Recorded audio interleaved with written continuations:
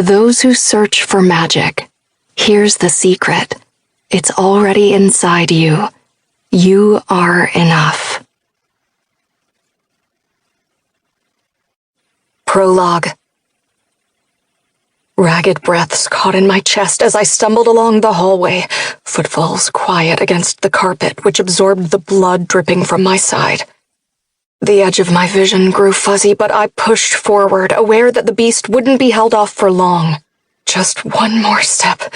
Just one more step.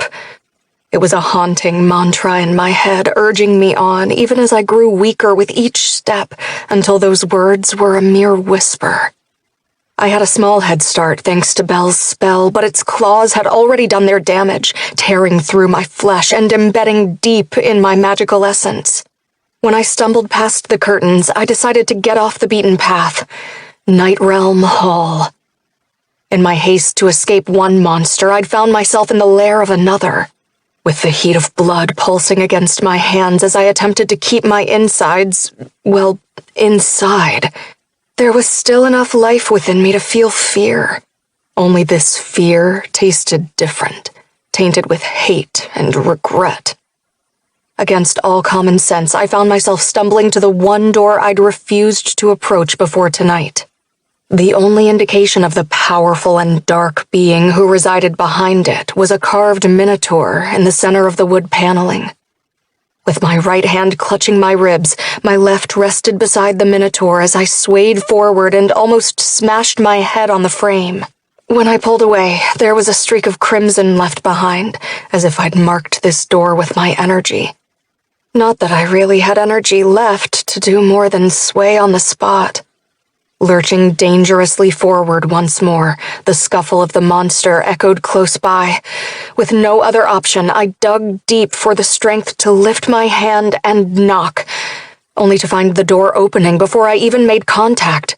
Cold air rushed around me like a slap in the face, almost waking me up. Almost. In the doorway stood my enemy, but tonight I needed him. To fight a monster, I needed a monster. Unless he was the one who set it on me in the first place. But still, he was the only warlock strong enough to stop this attack. His cold gaze traced over me, and that perfect face that haunted my dreams grew harder. I opened my mouth to explain, but I had nothing left to give.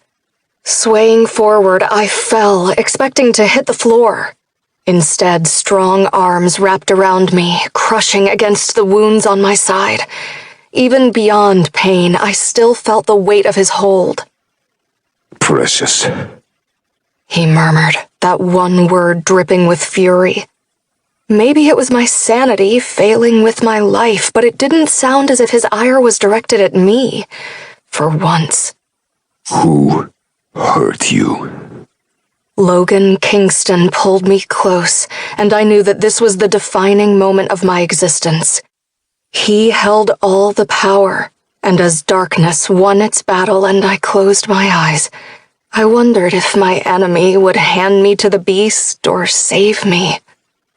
Time would reveal all, but it seemed I was out of that, for tonight at least. Chapter 1. 6 months earlier. Paisley! Paisley, get your butt down here this instant!